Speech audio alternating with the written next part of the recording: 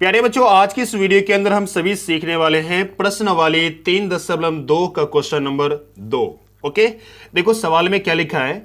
2x plus 3y बराबर 11 और 2x minus 4y बराबर माइनस 24 को हल कीजिए और इससे m का वह मान ज्ञात कीजिए जिसके लिए y बराबर mx प्लस 3 हो। ओके, मेरे पास पहला समीकरण और दूसरा समीकरण दिया है, इसको सबसे पहले सॉल्व करेंगे। तो आइए सबसे पहले सॉल्व करते हैं। देखिए, जो समीकरण दिया है उसको हम लिख लेंगे, यानी कि 2x प्लस में 3y बराबर 11। ओके, ये समीकरण 1 हुआ। क्लियर। अब दूसरा समीकरण हमारे पास दिया गया यहां पर 2x माइनस 4y बराबर माइनस में 24। ओके, ये देखो 2 के टेबल से भाग लग रहा है, तो हम क्या करेंगे, 2 के टेबल से भाग दे देंगे, यानी 2 एका ही। ओके, और इसमें भाग लगेगा 2 के टेबल से, तो 2 दूना। ओके, बराबर माइनस 2 से जब इसमें भाग देंगे तो कितना आएगा, 12। और ये हमारा समीकरण सेकेंड हुआ। क्लियर है। अब समझिएगा, यहां पर हमको क्या करना है, इसको हम लुप्तीकरण विधि से सॉल्व करेंगे। ओके, तो ये जो पहला समीकरण दिया गया है इसको हम इसके गुणांक से, यानी x का जो गुणांक है दूसरे समीकरण का, उसके गुणांक से गुना करेंगे। क्लियर है। यहां पे कुछ नहीं है तो 1 है तो 1 से गुना करेंगे। ठीक है। और दूसरा वाला जो समीकरण दिया गया है इसको ये पहले वाले समीकरण के x के गुणांक से करना है, यानी कि x का गुणांक क्या है, 2, तो हम 2 से गुना करेंगे। ठीक है, इतना समझ में आ गया। चलिए, ये जो मैंने लिखा है इसको आप हिंदी में भी लिख सकते हैं। मैं यहां हिंदी में लिख दूंगा कि समीकरण 1 को 1 से तथा समीकरण 2 को 2 से गुना करके घटाने पर, ये मैंने क्या लिखा समझिए, घटाने पर। ओके, अब समझिएगा यहां पर क्या लिखा मैंने। समीकरण जो पहला दिया गया है उसको 1 से गुना करेंगे और समीकरण दूसरा दिया गया है उसको हम 2 से गुना करेंगे। ठीक है, उसके बाद घटाने पर। ओके, लुप्तीकरण करने के लिए यानी लुप्त करने के लिए आपको घटाना पड़ेगा। ठीक है, तो चलिए गुना करते हैं। यहां पर हम गुना करेंगे, अगर 1 से गुना करेंगे तो क्या आएगा, यही सब आएगा। चलिए हम लिख देते हैं इसी को, यानी 2x प्लस में 3y बराबर में 11। समझ में आ गया। इसको जब 1 से गुना करोगे तो 2 एका ही 2, 3 एका ही 3 और x एका ही 11 एका ही 11। क्लियर है, बात समझ में आ गया। चलिए, सेम दूसरा समीकरण को भी यही काम करना है। चलिए इसको गुना करेंगे तो क्या आएगा, 2x, क्योंकि 2 से गुना करेंगे तो 2x माइनस का निशान, और यहां पर 2 से गुना करेंगे तो 2 दूना 4y। ओके, इसको गुना करेंगे तो क्या आएगा, माइनस में 24। ठीक है, अब मैंने लिखा यहां पर घटाने पर, गुना तो मैंने कर लिया, अब घटाने पर तो यहां पर क्या करेंगे, इस प्रकार से लाइन पारनी है और जब घटाएंगे तो साइन बदली होगा। पहला जो ये दूसरा समीकरण जो दिया गया है इसका साइन बदली कर देंगे, प्लस है तो माइनस, माइनस है तो प्लस हो जाएगा, और यहां माइनस है तो प्लस कर देंगे। ठीक है, बात समझ में आ गया। अब यहां पर समझिए, जब ये इसको घटाएंगे तो 2x में से 2x घटेगा तो 0, उससे बेहतर है कि मैंने काट दिया। ठीक है, देखो यहां पर काट दिया।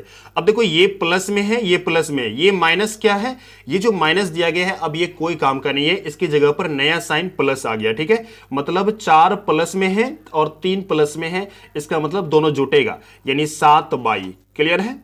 अब देखो ये भी प्लस में है, ऊपर वाला भी प्लस में है। ठीक है, 11 प्लस में है ना, और ये 24 प्लस में है। ठीक है, ये जो माइनस है इसका कोई काम नहीं है, इन दोनों को जब जोड़ेंगे तो कितना आएगा, यहां पर 35 आएगा। ओके, तो मैंने 35 लिखा। अब यहां से y का मान आराम से निकल जाएगा, y बराबर में कितना होगा, 35। ये क्या चीज में है, गुना में है, इस तरफ आ जाएगा भाग में। ठीक है, अब देखो जब इसको कट करेंगे तो क्या आएगा, 7 5 6 35, यानी कि 5 आ गया हमारा आंसर y का। ओके, बाई का मान निकल गया 5, कोई दिक्कत नहीं। चलो, इस बाई का मान समीकरण 1 या 2 में रख देंगे। ठीक है, जो आसान है उसमें रख दो तो और अच्छा है। तुम लिखेंगे यहां पर y का मान समीकरण 1 में रखने पर। क्लियर है, तो समीकरण 1 कहां है समझिए, मैं दिखाना चाहूंगा आपको। देखो यहां पर यह समीकरण 1 है, इसमें मान को रखेंगे। ठीक है, तो हम लिख सकते हैं यहां पर 2x प्लस में 3 जहां पर बाई है, ये बाई है ना, बाई की जगह पर ये मान रख देंगे 5, ठीक है, तो मैंने 5 रख दिया, बराबर में क्या होगा 11, मैंने 11 लिखा। ओके, चलिए आगे बढ़ते हैं। अब हमारे पास यहां पर होगा 2x प्लस में 3 पंचे 15, बराबर में क्या होगा 11, ठीक है। अब देखो यहां 2x बराबर में ये 11 है, ये उस तरफ जाएगा तो माइनस में होगा 15, क्लियर है। x इज इक्वल टू, जब इसको घटाएंगे तो बचेगा यहां पर -4 और ये गुना में 2 है, इस तरफ क्या चीज में आएगा भाग में, तो मैंने भाग में लिखा। जब इसको कट करेंगे तो हमारे पास क्या आएगा -2। ओके, ये x की वैल्यू हमारे पास निकल गई, ठीक है। देखो x और y दोनों का मान निकल गया, लेकिन थोड़ा सा सवाल में आइए, सवाल में क्या कहता समझिएगा। देखिए सवाल में यहां पर कह रहा था कि y बराबर mx प्लस 3 यानी y बराबर mx प्लस 3, इसका मान ज्ञात करना है, ठीक है। तो आइए इसको देखते हैं किस प्रकार से करेंगे। तो हम यहां पर लिखेंगे, जो दिया गया है उसको हम लिख लेते हैं। क्या दिया गया है, y बराबर mx प्लस में 3 लिख लिया। अब y का जो मान है, y का मान क्या निकला है 5, यहां पर देख सकते हैं y की जगह पर 5 लिखेंगे, ठीक है। और m तो m ठीक है, और यहां पर x का मान क्या दिया गया है, देखो यहां पर x का मान दिया गया -2, तो हम यहां पर क्या करेंगे -2 लिखेंगे x की जगह पर, और यहां प्लस में 3 है तो 3 लिखिए।